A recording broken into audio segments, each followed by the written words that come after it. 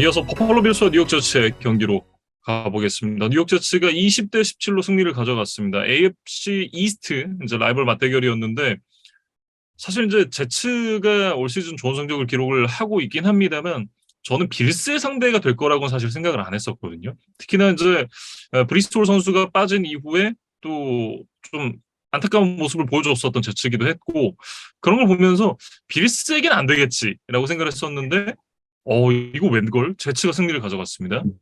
그러니까 초반의 기세가 이변이 아니었음을 뭐 증명했던 경기였다. 저도 이렇게 적어왔는데 사실 이날 이제 공격에서는 신인 리시버 게럴 윌슨이 이제 9번의 타겟이 되어서 그중 8번의 캐치, 92야드를 잡아내면서 뭐 음, 제치에 몇 년 동안 없었던 좀 넘버원 리시버 역할을 이제 계속해서 해주고 있고 음, 마이클 카터와 이제 제임스 로빈슨 이 두 명의 러닝백이 브리스홀의 공백을 좀 나눠서 메우고 있다. 뭐 이렇게 좀 음, 봐야겠어요. 근데 이날 뭐 제츠의 오펜스에서 가장 인상적이었던 걸 한 가지만 꼽으라면 음. 저는 그 마지막 결승 필드골을 만들어내는 그 드라이브에서의 어떤 제츠의 플레이 콜링, 뭐 공격 옵션 선택 이런 것들이 굉장히 좀 흥미로웠습니다. 묻지마 러칭 말씀하시는 거죠? 네, 음, 맞아요. 그러니까 이게 8분여를 남기고 자기 진영 4야드에서 뭐 공격을 시작을 했기 때문에 굉장히 좀 가야 할 길이 멀었거든요. 근데 이제 여기서 제츠가 8번 연속 러싱 공격을 선택을 했고, 그 다음에 이제 상대 페널티까지 하나 이제 뭐 도움을 받으면서 결국 상대 레드존까지 진입을 하는데 성공을 해냈거든요. 그래서 네. 뭐 이런 좀 타이트한 상황, 그리고 경기 막판 승부가 결정되는 이런 클러치 상황에서 러싱 공격만으로도 어떤 유의미한 득점 기회를 만들어낼 수 있다는 거. 이게 사실은 뭐 최근에 좀 제츠에게서는 보기가 굉장히 어려운 모습이었습니다. 그래서 뭐 그런 것들을 좀 증명해낸 드라이브였기 때문에 뭐 더 의미가 있지 않았나 그런 생각이 들어서 또 말씀을 드려봅니다. 네. 수비 쪽에서는 뭐 조던 하이테드 그리고 소스 가드너가 각각 인터셉션을 기록을 하면서 좋은 모습을 보여줬는데 지금 제츠가 9주차까지 이제 이 모든 경기를 합산한 기준으로 지금 리그에서 두 번째로 많은 인터셉션을 기록을 하고 있거든요. 이글스가 지금 12개로 1위를 기록을 하고 있고 지금 제츠가 11개로 2위입니다. 그러니까 턴오버를 만들어내는 능력 자체가 사실은 제츠에게는 어떻게 보면 없었던 능력에 가까운데 이 부분을 만들어주고 있는 건 사실은 이제 좀 소스 가드너의 역할이 크다 이렇게 좀 보이거든요. 음, 그러니까 인터셉션을 범한 게 최다 2위가 아니고요. 인터셉션을 뺏어낸 게 최다 2위입니다. 그만큼 네. 이제 제츠가 음, 좀 예년과 달라진 모습을 이렇게 숫자로도 좀 음, 보여주고 있고, 이제 그러면서 이제 턴오버 마진, 그러니까 우리가 허용한 턴오버와 이제 뺏어낸 턴오버, 이거를 이제 뭐 더해봤을 때 지금 플러스 1이에요. 그러니까 음. 뭐 이것 자체만 보면 뭐 그렇게 대단한 기록이냐고 생각하실지도 모르겠습니다. 근데 이제 근데 제츠가 플러스 1이면 대단한 기록 아닌가요? 그렇죠. 사실 지난 시즌에 마이너스 13으로 리그 31위에 머물렀었던 게 음, 제치예요. 그러니까 그것과 비교하면 정말 장족의 발전이고 어쨌든 턴오버 싸움에서 팽팽하게 흘러가고 있기 때문에 어떤 이렇게 계속해서 시즌 중반까지 이 경쟁력을 좀 이어오고 있는 게 아닌가 또 그런 생각이 들었습니다. 네. 살라 감독이 이제 인터뷰에서 그런 얘기를 했습니다. 그러니까 우리의 승리에 대해서 놀란 사람들이 많을 것 같은데 우리 라커룸에 있던 선수들은 그 누구도 놀라지 않았을 거다. 뭐 이렇게 얘기를 하면서 이제 이날 승리에 대해서 얘기를 했었는데 글쎄요. 그 저는 라커룸만 해도 놀란 선수들 분명히 있을 거다라고 생각을 하고 있고 음, 아 그리고 이제 제츠가 다음 주에 바이위크를 갖게 되는데 앞서 이제 페이트리어츠와의 경기에서 패배를 했었잖아요. 네, 그 경기를 이제 서력을 하기 위해서 이 페이트리어츠 원정을 떠나게 됩니다. 과연 또 원정을 가서는 또 어떤 경기를 기록을 하게 될지도 한번 지켜봐야 될 것 같습니다. 그러니까 제임스 로빈슨이 팀과 훈련을 할 시간을 한 주 벌었다는 거. 이게 좀 음, 제치에게는 호재가 아닐까 싶어요. 그래서 뭐 지금 제치가 좀 신인 선수들의 힘으로 여기까지 왔는데 또 그 음, 선수들 같은 경우에 물론 젊기는 하지만 이렇게 좀 뭐 프로 레벨, 그러니까 굉장히 타이트한 승부를 연달아 치른 경험은 또 없는 선수들이잖아요. 그러니까 이런 선수들에게도 좀 이번 바이위크 휴식이 긍정적으로 작용하지 않을까 좀 그런 기대를 해보고 제츠와 패트리어츠의 2차전도 굉장히 재미있는 경기가 될 것 같습니다. 그리고 이제 빌스는 사실 앞서도 이제 제가 말씀을 드렸습니다만 많은 사람들이 놀랄 만한 그런 패배를 당하면서 이제 지구 선두 자리마저 위태위태해졌습니다. 지금 제츠와 돌핀스 이 두 팀과의 게임이 반 게임 차. 지금 패트리어츠도 5할 이상의 승률을 기록을 하고 있고 패트리어츠와의 게임 차가 한 게임 안 차기 때문에 사실상 이제 남은 경기들의 결과에 따라서 순위가 정말 미친 듯이 뒤바뀔 수 있거든요. 더군다나 지금 조시 앨런 선수가 이날 팔꿈치 부상이 있다는 게 또 발견이 됐기 때문에 앞으로 얼마나 또 결정을 하게 될지 이런 부분도 지켜봐야 될 것 같고 전반적으로는 어, 패배도 뼈아프지만 앨런의 부상이 조금 더 뼈아프지 않나 이런 생각을 해봅니다. 이날 사실 뭐 러싱에서는 제 역할을 해줬지만 이제 패싱에서는 두 개 인터셉션을 던지면서 좀 불안한 모습을 노출을 했고 특히 경기 막판에 이제 패스를 시도하는 과정에서 상대 수비가 이제 앨런의 오른팔 쪽으로 이제 태클이 들어왔어요. 그러면서 이 과정에서 팔이 약간 꺾이는 듯한 장면이 보였거든요. 아마도 이 상황에서 이 팔꿈치 인대가 좀 손상이 되지 않았나 싶은데 네. 그 직후에 있었던 플레이에서는 사실 70야드 가까이 날아가는, 뭐 실패하긴 했지만, 굉장히 또 뒷볼을 던지기도 하면서, 뭐 경기 중에는 좀 부상이라는 사실을 좀 인지하기가 어려웠어요. 근데 이거는 뭐 아무래도 선수가 또 승부욕도 있고, 또 약간 이제 경기 중에 이제 아드레날린이 좀 분비되어 있기 때문에 이제 부상을 인지하지 못하는 경우들이 있었잖아요. 그러니까 아마도 그런 좀뭐 상황이었던 것 같고, 이제 경기 후에 좀 검진을 통해서 이런 이제 부상이 좀 발견이 됐는데, 아무래도 좀 뭐 예의주시하면서 앨런이 워낙 또 많은 돈을 받고 리그를 대표하는 쿼터백이기 때문에 빌스 구단도 좀 굉장히 조심스럽게 이 앨런의 부상을 다뤄야 될 것 같고, 네. 사실 2018년인가요? 그러니까 앨런의 루키 시즌에도 이 음. 같은 부상을 당한 적이 있었더라고요. 그래서 사실 그 당시에도 이제 4경기를 결장했던 이력이 있다. 이런 이제 뉴스가 있었는데, 어쨌든 이번 부상이 얼마나 지속되고 앨런의 경기력에 얼마나 영향을 미치느냐에 따라서 또 빌스의 이번 시즌 성패도 좀뭐 갈리게 되지 않을까 싶습니다. 네. 앨런이 이제 경기에 나서지 못하게 될 경우에는 케이스 키넘 선수가 선발로 나설 예정이라고 하는데 그렇게 되면 이제 이 스테폰 딕스와 함께 이 또 호흡을 맞추게 되거든요. 미니애폴리스 미라클을 완성을 시켰던 그 케이스 키넘, 스테폰 딕스 이 듀오가 또 손발을 맞추게 될지도 한번 지켜보면 재밌을 것 같습니다. 음. 그리고 다음 주 경기가 이제 미네소타를 상대하는 거기 그렇죠. 때문에 네. 이게 또 굉장히 재밌는 장면이 되지 않을까 또 그런 생각이 듭니다. 그리고 이제 그 이날 경기는 또 특이한 장면이 하나 있었습니다. 이날 그 요즘에는 이제 스카이캠을 음, 경기장에 설치를 해서 많이 이제 중계 때 써먹는데 이 스카이캠이 고장이 나면서 한 12분 동안 이제 경기가 중단되는 그런 해프닝도 있었습니다. 근데 이걸 보면서 이 전반적으로 예, 선수들의 어떤 이 플레이의 리듬이라는 것이 얼마나 또 중요한가 이런 부분도 좀 새삼 생각을 해볼 수가 있었어요. 음. 그러니까 뭐 그냥 12분 있다가 다시 경기하는 거니까 뭐 별 문제 없지 않겠느냐 이렇게 생각하실 수도 있지만 이날 이제 결과를 보면 경기가 재개된 첫 스냅에서 제츠의 리시버 이제 덴젤 밈스가 페널티를 범했고 그리고 잭 윌슨이 스트립 펌블을 당하면서 이제 공격권을 잃는 장면도 있었어요. 그리고 네. 이제 빌스가 공격권을 돌려받았는데 조시 앨런마저도 이제 색과 인터셉션을 연달아 허용하는 등 굉장히 좀 흔들리는 모습을 보여줬거든요. 그래서 양 팀 오펜스 선수들이 이 어떤 해프닝을 통해서 좀 리듬을 되찾는 데 어려움을 겪었던 그런 이제 일이 있었다. 이런 부분들을 좀 지적을 하고 넘어가겠습니다. 네. 이렇게 이제 빌스와 제츠의 경기 살펴봤고요. 다음은 미네소타 바이킹스와 워싱턴 커맨더스의 경기입니다. 바이킹스가 20대 17로 승리를 가져갔는데 커 커즌스가 이제 미네소타로 이적한 이후에 처음으로 워싱턴의 구장 페덱스필드로 원정을 와서 치른 경기였습니다. 근데 이제 또 공교롭게도 친정팀을 상대로 승리를 거뒀던 커 커즌스였어요. 음. 바이킹스가 지금 6연승을 달리고 있는데 또 한 번의 원포지션 이내 승리를 또 거두면서 굉장히 또 뭐 NFC 놀스 단독 선두를 이제 질주하게 됐다. 이렇게 좀 말씀을 드려야 될 것 같고 그 경기 후에 이제 원정 라커룸에서 이제 승리팀은 이제 그 게임볼을 누군가 그날 이제 순 선수에게 주잖아요. 그래서 이날 그 볼을 커크 커즌스가 받았다고 하더라고요.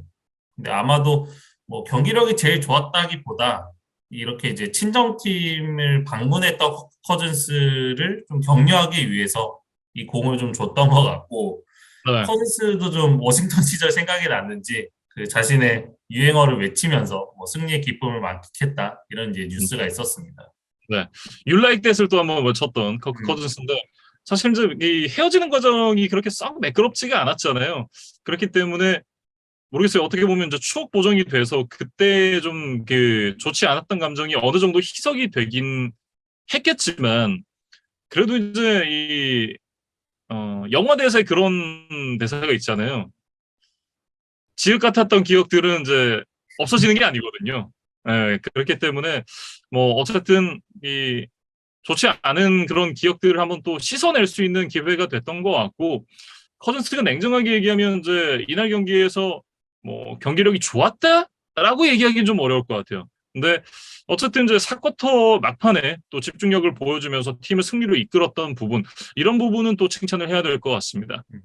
4쿼터에 미네소타가 이제 세 번의 공격 기회를 가졌었는데 그 세 번의 드라이브 모두 이제 최소 필드골 이상, 그러니까 득점을 만들어내는 뭐 결과물을 만들어냈거든요. 그러면서 음, 커즌스가 또 한 번의 역전승을 거둘 수가 있었고 이날 뭐 저스틴 제퍼슨 뭐 당연히 이제 100야드 이상 잡아주면서 이제 꾸준한 활약을 해줬습니다. 그리고 이제 디트로이트에서 미네소타로 건너온 타이트엔드 TJ 호킨슨이 이날 바이킹스 데뷔전을 치렀는데 자신에게 날아온 9번의 패스를 모두 잡아내며 70야드를 전진을 했거든요.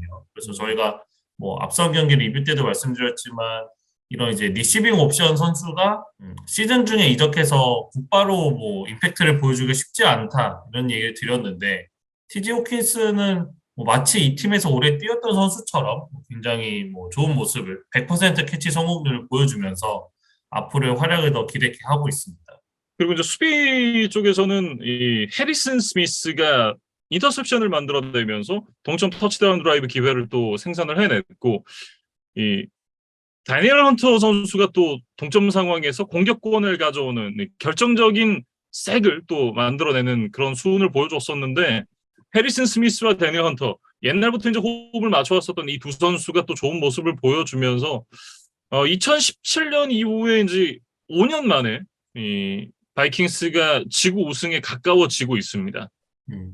그러니까 사실은 이제 그린베이가 가장 큰 경쟁자라고 봐야 될 것 같은데 워낙 지금 패커스의 어떤 기세가 좋지를 않기 때문에 음, 바이킹스가 뭐 갑자기 스스로 뭐 무너지면서 연패를 기록하지만 않는다면 네. 지금의 격차를 어느 정도 유지하면서 뭐 무난하게 지구 우승을 좀 오랜만에 차지하지 않을까 뭐 그런 기대를 해봅니다.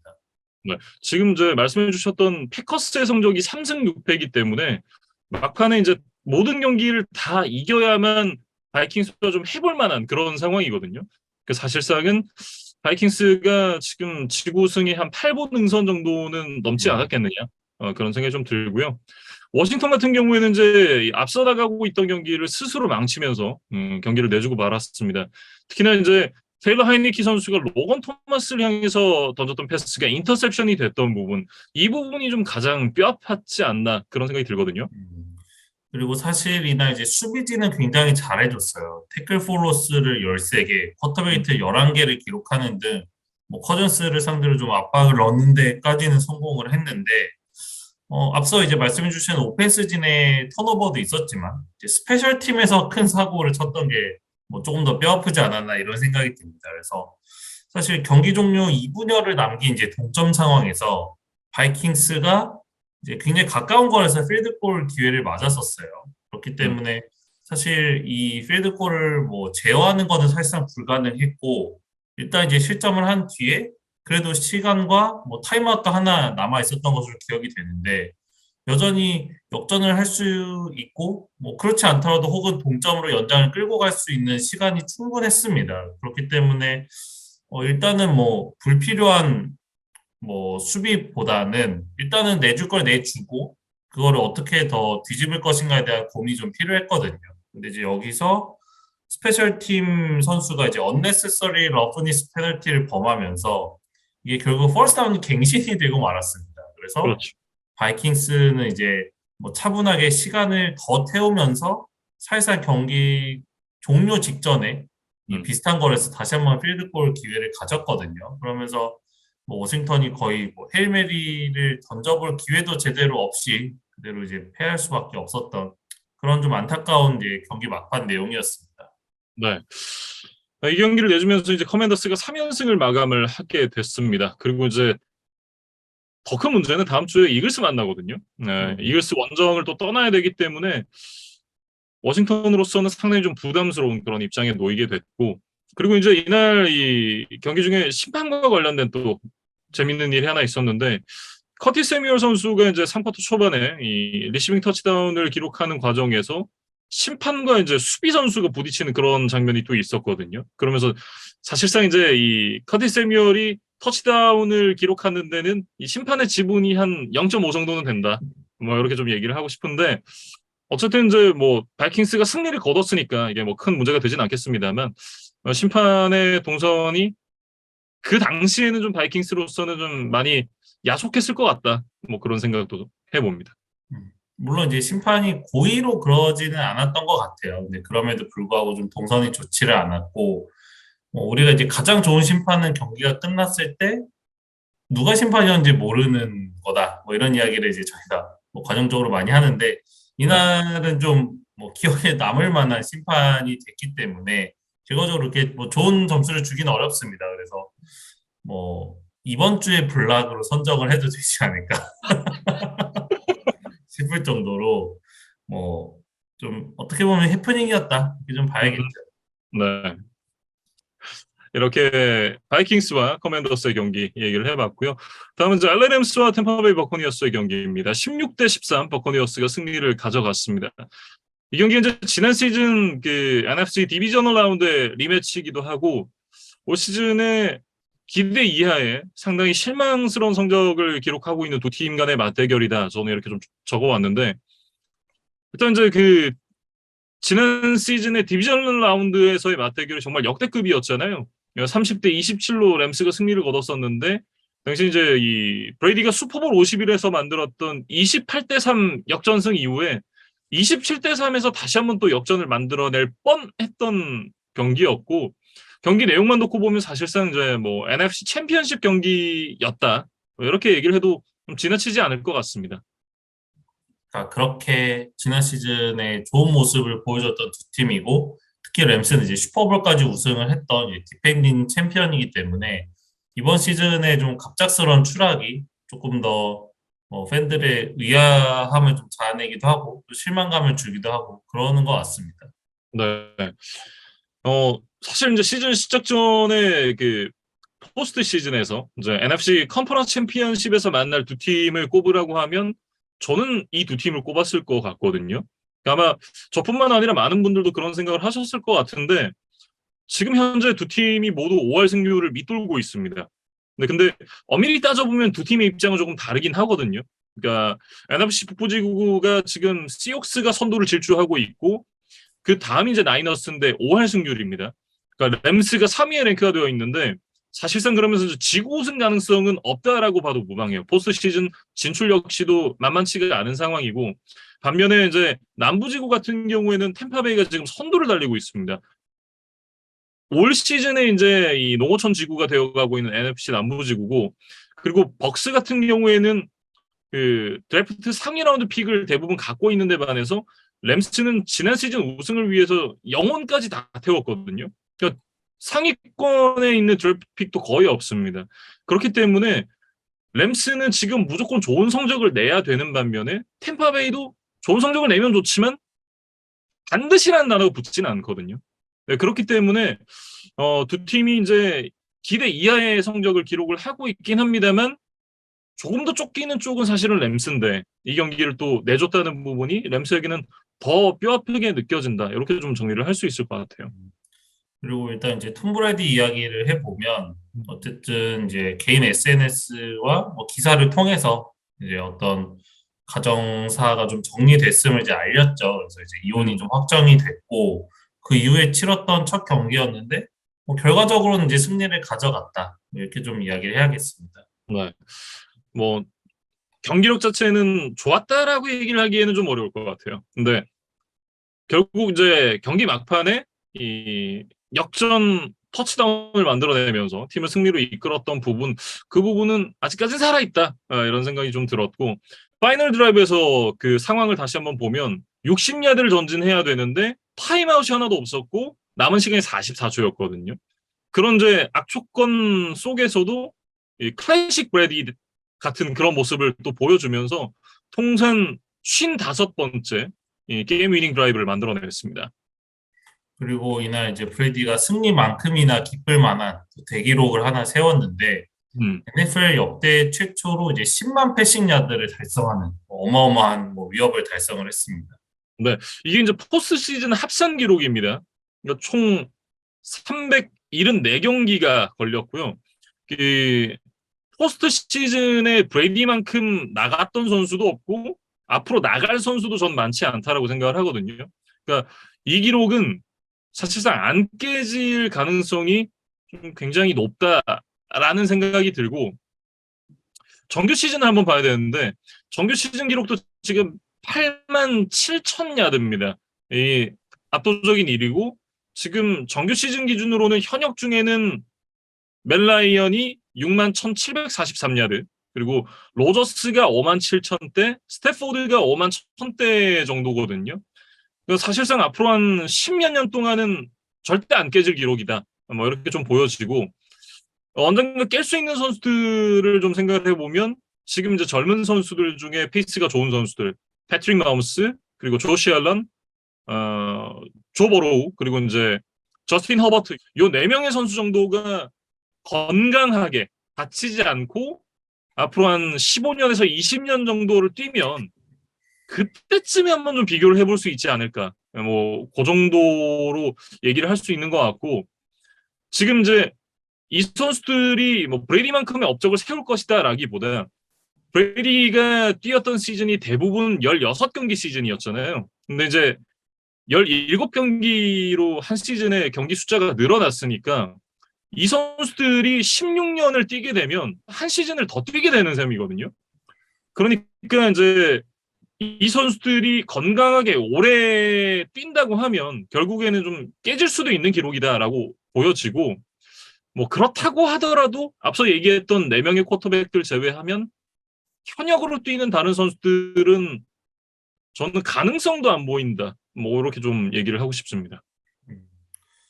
그러니까 참 쉽지 않은 기록이라는 생각이 드는 것이, 정말 긴 기간 꾸준하게 계속해서 이제 패싱 야드들을 쌓아 나가야 되거든요. 근데 사실 이게 이제 사람이 하는 스포츠다 보니까 뭐 하다 보면 부상도 있고, 뭐 팀이 전체적으로 이제 부진한 시즌도 있을 테고, 그다음에 이제 스스로 나이를 먹어가면서 이제 에이징 커브에 접어들잖아요. 그러니까 음. 근데 지금 브레이디가 그런 것들을 모두 무시하고 정말 오랜 기간 동안 패트리어츠 왕조를 건설하면서 뭐 다쳤던 적도 뭐 있긴 했습니다만 굉장히 이제 극소수의 경기였고 꾸준히 좋은 모습을 보여주다 보니까 이런 대기록을 지금 세워놨거든요. 그래서 음. 뭐 가능성이 0이다라고 생각은 하지 않지만 지금 현역으로 뛰는 선수들이 깨기가 그렇게 쉽지는 않다 이런 생각은 듭니다. 네. 그리고 이제 결국 승리를 만들어낼 수 있었던 기반은 수비였다라고 얘기를 해야겠죠. 이날 이제 비타비아 선수가 2개 색, 2개 태클 플러스 3개의 쿼터백 히트를 기록하면서 램스의 공격을 막아내는 그런 수문장 역할을 잘 해줬고, 결국 이제 끌려가면서도 역전을 할 수 있을 정도로 상대를 잡아줬던 부분이 역전의 발판이 됐다. 뭐 이렇게 얘기를 해야겠죠. 그러면서 이제 벅스가 또 3연패를 끊어내는 그런 이제 모습이었는데, 이제부터가 좀 중요하지 않나 이런 생각이 들거든요. 아직까지 선두 자리를 지키고 있긴 합니다만, 뭐 나머지 지구 라이벌들 역시도 다들 고만고만한 성적을 기록을 하고 있기 때문에 한두 경기만에 또 순위가 바뀔 수도 있고, 사실상 지금 모든 팀들이 5할 언더로 지금 성적을 기록을 하고 있는 상황에서는 지구 선두가 아니면 포스트 시즌 진출은 쉽지 않다라고 봐야 되거든요. 그렇기 때문에 앞으로의 경기들이 상당히 좀 중요한 벅스다. 그런 생각을 합니다. 일단은 뭐 지구 우승을 1차적인 목표로 좀 달려가야 될 것 같고 음, 또 포스트 시즌에는 이제 브레디라는 뭐 확실한 우승 청부사를 가지고 있기 때문에 또 어떤 뭐 반전 또 어떤 업셋을 만들어낼지 모르는 일입니다. 그래서 일단 포스트 시즌에 진출하는 것 자체가 이제 벅스에게 좀 중요한 과제가 될 것 같아요. 네. 램스는 뭐 사실 할 얘기 별로 없습니다. 물론 이날 에런 도널드 선수가 색 하나 기록하긴 했습니다만 진짜 쿠퍼컵밖에 안 보였거든요. 이날 쿠퍼컵 선수가 127야드에 터치다운 하나를 기록했는데 매튜 스태포드의 패싱 야드가 165야드입니다. 그러니까 이 쿠퍼컵에 대한 의존도가 얼마나 높았는지 이런 부분을 좀 확인을 해볼 수 있고 수비도 뭐 전반적으로는 이제 하이스코링 게임이 아니었으니까 나쁘지 않았다라고 얘기를 해야 될 것 같기는 한데 결국 이 마지막에 역전 투미닛 드라이브를 허용한 부분 그 부분에서 좀 비판을 피해갈 수는 없을 것 같다라는 생각이 들거든요. 그러니까 뭐 전체적으로 봤을 때 이번 시즌 저희가 에런 도날드에 대한 이야기도 좀 많이 안 했던 것 같아요. 그러니까 음, 사실은 뭐 늘 집중 견제를 받는 선수이지만 예년에는 그것들을 모두 이겨내고 뭐 경기에서 정말 중요한 장면들을 많이 만들어냈던 에런 도날드였던 데 비해서 이번 시즌은 좀 상대적으로 좀 잠잠하거든요. 이제 그러다 보니까 뭐 수비도 예년만큼의 파괴력이 보이질 않고 뭐 공격도 지금 쿠퍼컵에 대한 의존도가 지나치게 높기 때문에 뭐 컵 자체는 잘하고 있지만 뭐 팀 오펜스 전체적인 파괴력은 좀 많이 떨어져 보이는 것이 사실입니다. 네. 그 저는 그 맥베이 감독도 그렇고 지금 에런 도날드도 그렇고 내가 그 퍼레이드를 하면서 너무 그 러닝백 뽕에 차가지고 현역을 연장한 것이 아닌가. 그때 은퇴를 했으면 아름답지 않았나. 이런 후회를 좀 하고 있지 않을까 그런 생각 들거든요. 그러니까 아무래도 좀 잠깐 마음이 떴다가 그 마음을 다시 추스르고 어떤 이전의 100%의 모습을 되찾는다는 게 사실 그렇게 쉬운 일은 아닙니다. 그래서 맥베이 음, 감독이나 에런 도날드, 뭐 램스 팀 전체적으로 지금 약간 미니 슬럼프를 겪고 있는데 뭐 아직 그래도 시즌 절반 남은 만큼 이제 아직 포기할 단계는 아니라고 보여져요. 네. 근데 이제 또 하나의 문제가 있죠. 매튜 스태포드가 지금 컨커션 프로토콜에 들어갔습니다. 안 그래도 지금 이 팀에 문제가 많은 상황에서 스태포드가 뭐 선발로 나오기는 좀 쉽지 않다 뭐 이런 얘기도 좀 나오고 있는데 스태포드가 나올 수 없다라면 램스가 또 어떤 모습을 보여주게 될지 이 부분도 한번 지켜봐야 될 것 같습니다. 그러니까 뭐존 월포드 이런 선수에게 지금 주전 쿼터백을 맡겨야 되거든요. 만약 스태포드가 나오지 못한다면 그래서 음, 뭐 램스가 지금 뭐 백업 쿼터백의 클래스가 그렇게 지금 높은 상황은 아니기 때문에 결국에는 스태포드의 어떤 건강 관리를 하는 것도 또 중요한 과제로 남게 됐습니다. 네.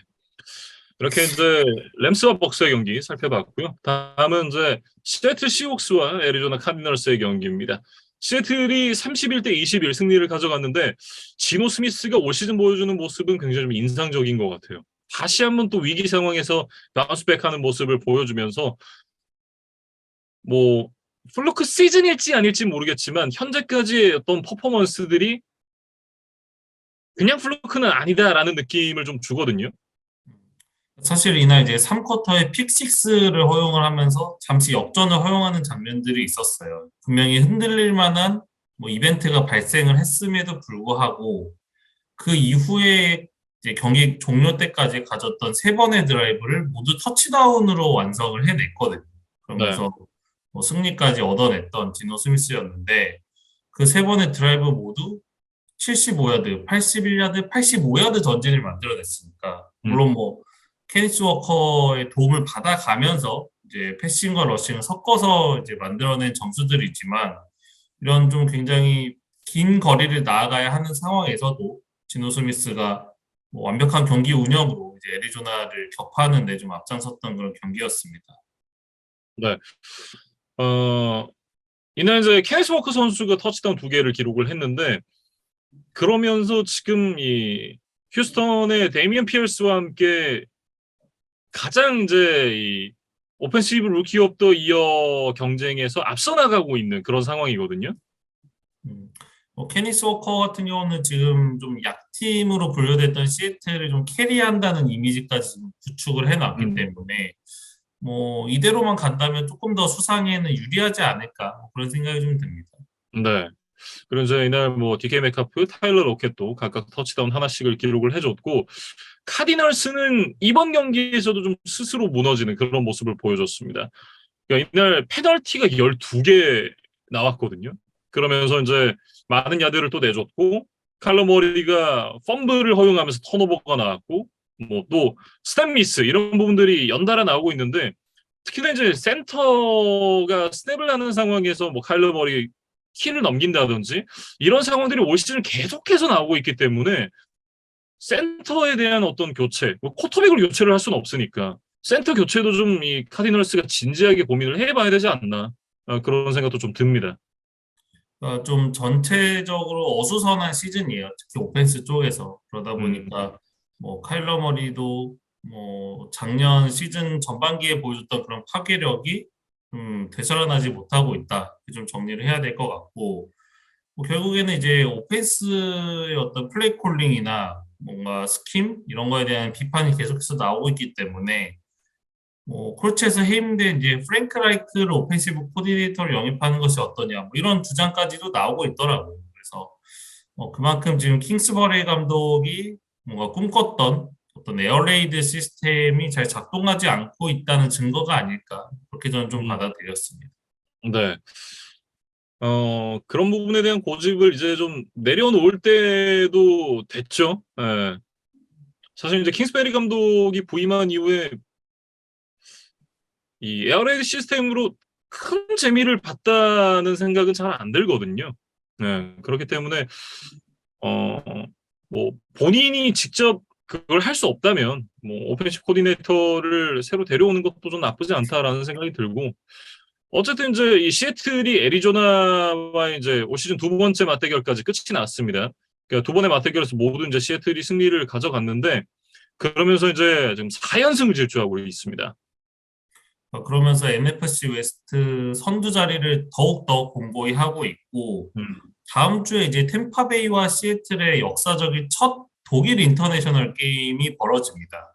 네. 그래서 그 바이에른 뮌헨 그 축구팀의 홈구장에서 경기가 벌어질 예정인데 영국과는 또 어떻게 다른 분위기로 이 NFL 경기가 열릴지 좀 저희도 관심 있게 지켜보고 싶고 그 이후에 이제 11주 차에 바이위크를 가질 예정이기는 해요. 그래서 좀 재충전의 시간은 뭐 주어지겠지만 그럼에도 불구하고 지금 미국 본토에서 시즌을 치를 때와 달리 굉장히 긴 비행 시간을 지금 가져야 하거든요. 음, 특히 서부에 있는 시애틀 같은 경우에는 뭐 동부를 지나서 이제 뭐 대서양을 건너야 되는 상황이기 때문에 그렇죠.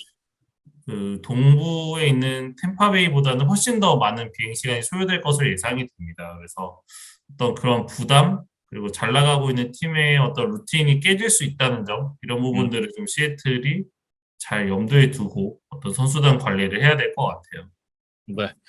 이렇게 이제 시애틀 시혹스와 애리조나 카디널스의 경기 잠시 살펴봤고, 다음은 이제 테네시 타이탄스와 캔자스시티 칩스의 경기입니다. 캔자스시티 칩스가 20대 17 연장승부 끝에 승리를 가져갔습니다. 사실 말릭 윌리스와 패트릭 마홈스 이 두 명의 선발 쿼터백의 이름값만 놓고 봤을 때 패트릭 마홈스 쪽으로 좀 많이 쏠리는 게 사실이기 때문에 칩스가 좀 손쉽게 승리를 가져가지 않을까 이런 예상을 했었는데 예상외로 타이탄스의 수비가 패트릭 마홈스와 캔자스시티 칩스의 오펜스를 상대로 좀 단단한 모습을 보여주면서 결국 이제 승부는 연장까지 흘러가고 말았습니다. 두 팀 다 공격력이 좀 만족스럽지가 않았기 때문에 보시는 팬들 입장에서는 좀 답답한 흐름이었을 수도 있겠다 이런 생각은 들어요. 근데 이제 뭐 4쿼터 막판 그리고 연장전에서 조금 더 뭐 집중력을 가지고 있었던 칩스가 이제 힘겹게 승리를 거뒀던 경기였습니다. 네. 테네시가 이제 이 라이언 테너 선수가 이제 발목 부상 때문에 2주 연속으로 이제 결장을 하게 됐고 말릭 윌리스가 이제 지난주에 이어서 다시 한번 선발 기회를 얻었는데 지난주 경기 같은 경우에는 뭐 데뷔전이니까 라고 이제 그런 위안을 할 수 있었다면 이번 경기는 사실 아,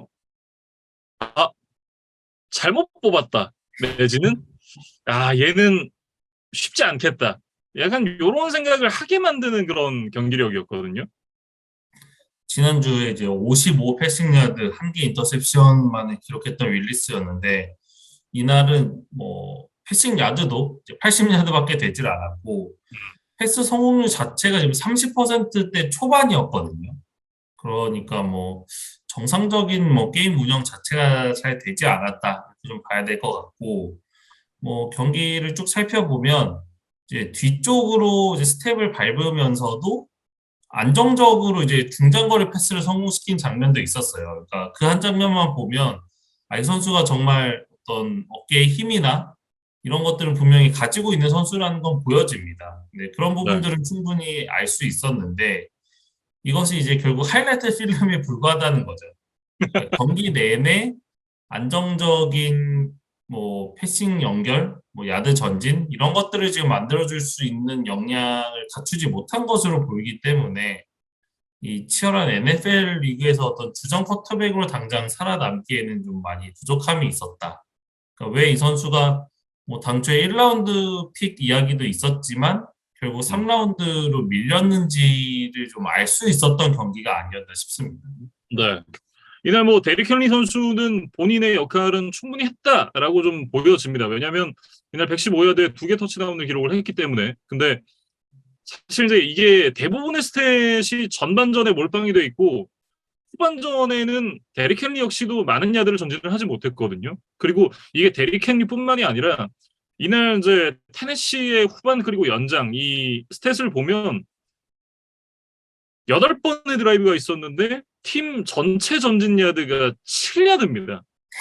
이러면 경기 못 이기죠. 어떻게 이겨요? 그러니까 드라이브 한 번당 채 1야드를 나가지 못했다는 기록이에요. 글쎄요, 뭐 저희가 그래도 몇 년 동안 NFL을 봤는데 이런 기록은 저는 또 처음 보는 것 같습니다. 뭐라고 해야 될까요? 참 좀 처참하다라는 느낌이고 그만큼 이 경기를 운영할 수 있는 능력이 말리 윌리스에게는 아직 없다. 그러니까 말리 윌리스가 게임 매니저의 역할만 충분히 해줄 수 있었어도 그냥 스노볼을 굴리면서 테네시가 사실은 쉽게 이겼어야 되는 그런 경기였는데 그러니까 최소한의 어떤 그런 시간을 태우는 부분들 그리고 전진을 만들어내는 부분들 이런 부분들이 되지 않으면서 결국은 이 공격이 망가지다 보니까 수비 쪽이 계속해서 이제 좀 부담이 생기면서 캔자스시티 칩스에게 역전을 허용하지 않았나 그런 생각도 들고요. 그러니까 사실 라이언 테너힐이 이제 지난 시즌 플레이오프부터 뭐 이번 시즌까지도 뭐 연봉 대비 좀 활약이 미진하다 이런 부분들에 대해서 비판을 많이 받고 있는 것이 사실입니다. 음.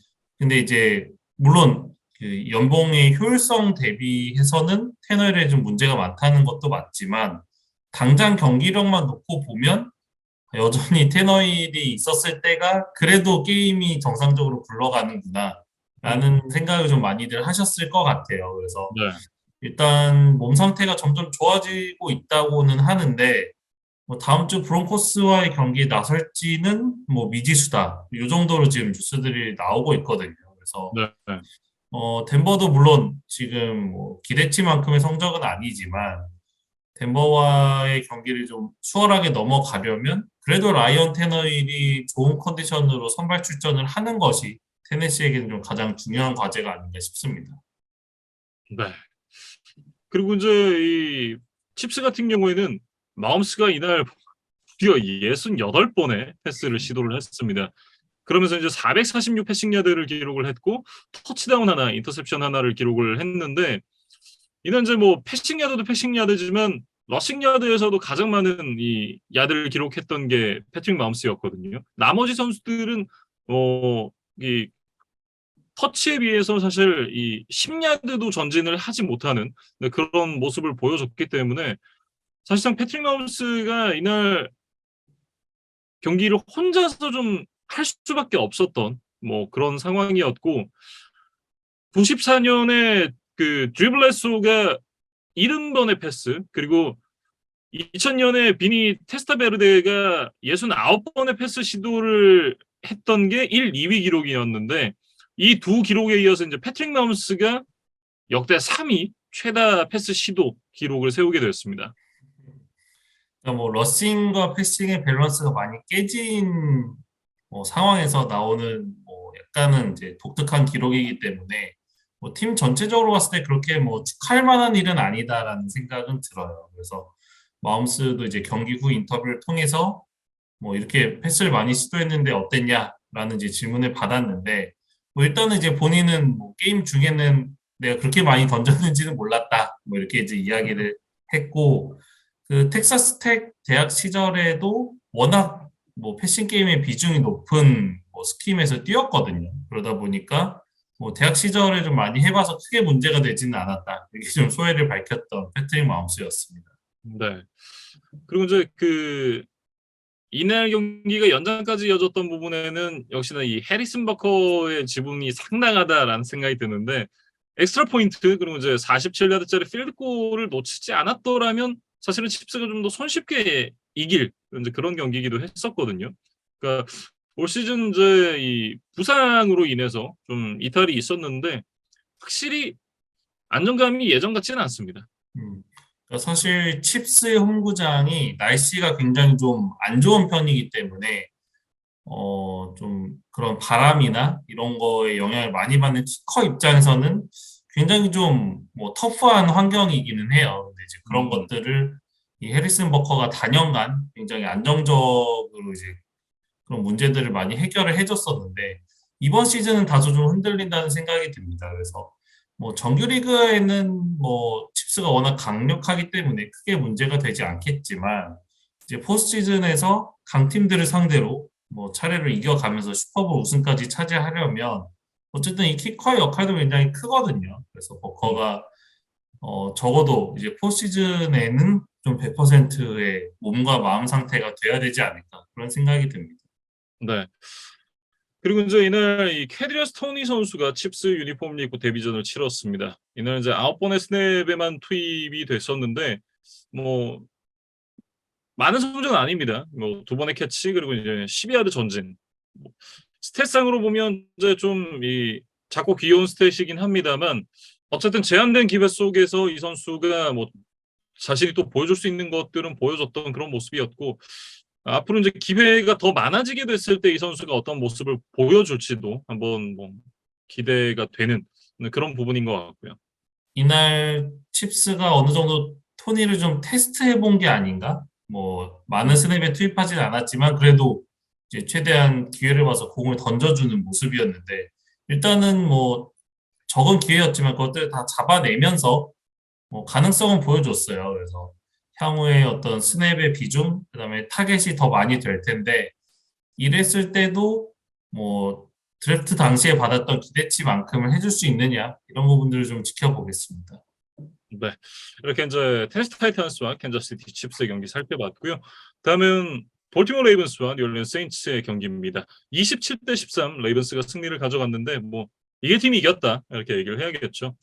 이날 경기에서 이제 레이븐스가 가장 좀 잘하는 방식의 경기 운영으로 승리를 가져갔다라고 얘기를 해야 될 것 같고 이날 보면 이제 긴 패스를 줄이고 러싱의 비중 높이고 수비에서 또 상대 공격을 잘 틀어막는 그런 좀 이상적인 경기를 했던 레이븐스였거든요. 레이븐스가 이번 시즌 좀 조용하지만 좀 꾸준하게 실속을 챙기고 있는 팀이 아닌가. 사실 뭐 음, 시즌 전에는 라마 잭슨의 연장 계약 문제라든지 뭐 여전히 많은 이제 부상자들에 대한 문제 이런 것들 때문에 사실 기대보다는 저는 좀 우려가 많았던 시즌 출발이었다고 생각을 했거든요. 그리고 또 지구 라이벌 벵갈스가 굉장히 성장을 했기 때문에 레이븐스가 우승을 차지하기에는 다소 좀 어려움이 있는 시즌이 아니겠느냐라는 생각을 했었는데 적어도 이 시즌 반환점을 도는 시점에서는 레이븐스가 조금 더 탄탄하고 안정적인 그런 경기력을 보여주고 있는 것 같아요. 네. 이날 이제 캐년 드레이크가 93야드에 2개 러싱 터치다운 그리고 라마 잭슨도 11번의 러싱으로 82야드를 달리면서 상당히 좀 많은 러싱 야드를 가져갔었던 볼티모어였고 이날 라마 잭슨이 82야드 기록하면서 스티브 영을 제치고 NFL 쿼터백 통산 러싱 야드 5위로 올라서게 됐습니다. 패싱 야드 순위 5위였다면 더 좋았을 텐데 그거는 좀 어렵겠죠. 네, 네. 그럼에도 불구하고 뭐 라마 잭슨이 몇 년 커리어가 되지 않았지만 음, 벌써 이 쿼터백 러싱에 관해서는 또 엄청난 기록들을 세워나가고 있는 것 같고 뭐 커리어를 잘 이어간다면 뭐 역대 1위도 충분히 가능한 선수라는 생각입니다. 어쨌든 이제 패싱 얘기가 나왔으니까 패싱으로 좀 넘어가 보면 이날 이제 133야드의 터치다운 하나를 기록을 했습니다. 그러면서 통산 100번째 이 패싱 터치다운을 기록을 했는데 이날 이제 1쿼터에 이제 루키 타이트엔드 아이지아 라이클리 선수에게 패스를 연결하면서 또 터치다운을 기록을 하는 모습이었거든요. 근데 이때 플레이가 굉장히 좀 디자인이 잘 됐다라는 생각이 개인적으로 드는데 런을 할 것처럼 이제 오른쪽으로 그 라인을 쭉 몰아놓고 본인도 오른쪽으로 이제 달려가다가 오른쪽 구석 쪽으로 이제 빈 공간을 파고 들어가는 라이클리 선수에게 패스를 연결을 하는 그런 장면이었는데 저는 이 플레이 디자인 자체가 굉장히 좀 기가 막히지 않았나 그런 생각을 좀 하고 있고요. 이날 수비가 굉장히 좋았던 레이븐스였습니다. 저스틴 휴스턴이 이날 2.5개의 색 그리고 인터셉션도 하나를 기록을 하면서 팀의 승리를 사실상 수비에서 좀 이끌었다라고 얘기를 해야 될 것 같은데 이날 경기까지 3경기 연속 멀티색을 기록을 하고 있습니다. 이게 볼티모어 레이븐스 프랜차이즈 사상 첫 번째 기록이라 그래요. 저스틴 휴스턴이 사실 뭐 칩스 시절에 굉장히 좋은 모습을 많이 보여줬지만 최근에는 좀 뭐 기량의 하향세가 있는 게 아니냐 뭐 이런 평가들이 있었던 것도 사실이에요. 근데 레이븐스에 와서 또 다시 한번 제2의 전성기를 맞고 있습니다. 네. 그리고 이제 새롭게 합류한 로칸 스미스 선수도 뭐 스탯적으로 이렇게 막 눈에 보이는 스탯을 기록을 하진 않았습니다만 런디펜스 상황에서 이제 엘빈 카마라 선수를 틀어막는 중요한 태클을 여러 차례 또 성공을 시키는 모습이었거든요. 그러면서 이제 이 레이븐스 수비에 또 빠르게 녹아드는 모습을 로칸 스미스 선수가 보여줬습니다. 이러면서 지금 3연승을 달리고 있는 레이븐스고 기분 좋게 좀 바이위크를 맞을 예정이에요. 그래서 예, 네. 뭐 일단은 AFC 북부지구 선두 자리를 좀 유지하고 있고 향후에 이제 지구 라이벌과의 맞대결이 지금 4번 남아 있는데 이 경기 결과들이 좀 중요하지 않나 그렇게 좀 보여집니다. 앞선 이제 지구 라이벌 2경기는 모두 이겼고 그리고 남은 경기 중 이제 2경기가 스틸러스 그리고 이제 이 벵갈스 브라운스 1경기씩 남아 있는데 거기다가 지금 다른 지구 팀들과의 맞대결 역시도 남아있는 경기가 싹 다 5할 미만이에요. 그러니까 5할 이상의 승률을 기록하고 있는 팀이 지금 벵갈스 하나입니다. 그러니까 사실상 남아있는 그 스케줄을 감안한다면 지구 우승은 이미 확정적이다. 저는 그렇게 좀 보고 있고요. 그러니까 사실 어, 아직 벵갈스와의 경쟁은 좀 남아 있다는 생각인데 지난 네, 시즌에 이제 레이번스의 순위가 좋지 않았기 때문에 뭐 역으로 이번 시즌에 좀 좋은 스케줄을 받아들었습니다. 뭐 그런 이점을 잘 살린다면 뭐 남은 이제 후반기에도 또 계속해서 승리를 쌓아갈 수 있지 않을까 뭐 그런 기대를 좀 해봐요. 네. 그리고 이제 뉴올리언스 얘기로 좀 넘어가 보면 사실 뉴올리언스가 4쿼터 막판 가비지 타임에 나왔던 터치다운 제외하면 터치다운이 하나도 없었습니다. 그리고 그나마도 필드골 2개 제외하고 나면 모두 다 펀트로 끝이 났거든요. 그러니까 공격에서의 화력이 굉장히 좀 많이 떨어져 보이는 그런 모습이었고 벌써 이제 드루 브리스가 떠난 지도 한참 됐습니다. 한 2년 가까이 됐으니까 굉장히 오래됐는데 아직까지도 브리스의 빈자리가 너무 크게 느껴져요.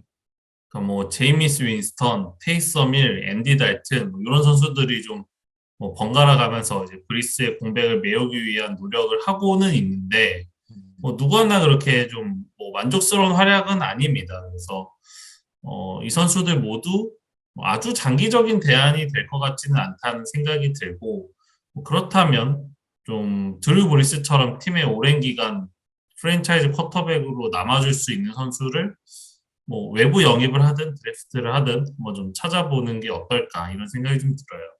네. 그리고 이제 수비 쪽에서도 이날 이제 썬다운 상황에서 수비력 자체가 굉장히 심각했었는데 이날 레이븐스의 썬다운 컨버전이 15번 시도에 9번 성공, 60% 성공이었거든요. 그러니까 반대로 세인츠 입장에서는 60%를 허용했다라는 얘기가 될 텐데 이러면 뭐 이길 수가 없죠. 예. 특히나 레이븐스 같은 경우에는 런의 강점이 있는 팀이잖아요. 이렇게 되면 공을 점유하는 절대적인 시간 자체가 좀 부족해지게 되는데 실제로 이날도 이제 이 타임 오브 포제션을 비교를 해보면 레이븐스가 37분 48초, 세인츠가 22분 13초, 거의 한 2배 정도 차이가 났었거든요. 그러니까 압도적으로 이제 레이븐스가 타임 오브 포지션을 가져갔었는데 전반적으로 좀 이 공수의 양면에서 전면 리빌딩도 한번 고려를 해봐야 될 그런 시점이 아닌가 그런 생각이 좀 들고 그렇다라고 하면 이제 이 뛰어난 리더십 아래서 좀 팀을 잘 끌고 갈 수 있는 감독이 지휘봉을 잡아야 되는데 데니스 앨런이 이제 올 시즌에 첫 감독 지휘봉을 잡았잖아요. 앨런에게는 좀 어려운 숙제가 될 것 같다. 저는 개인적으로 좀 그런 생각이 드는데 뭐 제가 이 데니스 앨런의 오클랜드 시절을 직접 보진 않았습니다만 그 당시의 성적과 지금의 성적이 또 크게 다르진 않거든요. 그런 부분을 보면 뭐 앨런의 장기 집권도 당연히 어려워 보이고 리빌딩을 앨런에게 맡기는 것도 참 쉽지 않은 것 같다라는 생각도 들고요.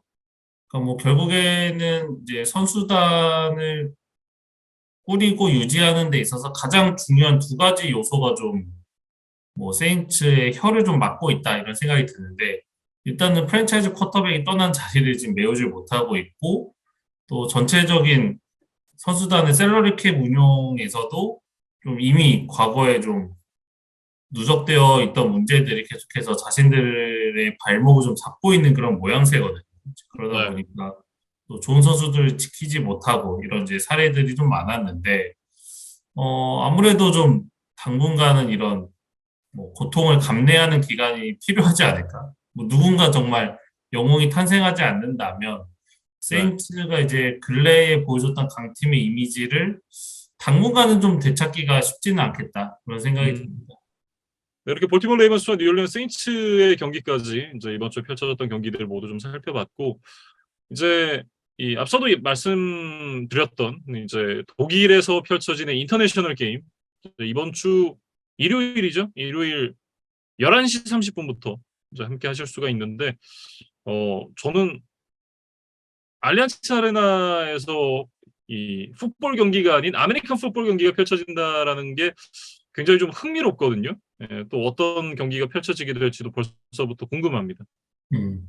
그러니까 일요일 밤 11시 반이니까 물론 이제 출근에 대한 부담은 있지만 그래도 좀 뭐 새벽 시간대에 비해서는 한국에 계신 팬분들이 보시기에 조금 더 좋은 시간이 아닌가 싶어요. 그래서 어, 네. 뭐 게임 패스나 뭐 여러 가지 경로들을 통해서 한번 이 독일 인터내셔널 게임도 같이 즐기시기를 뭐 한번 권장을 드리겠습니다. 네. 저희는 이제 10주차 경기들과 함께 다시 돌아오겠습니다.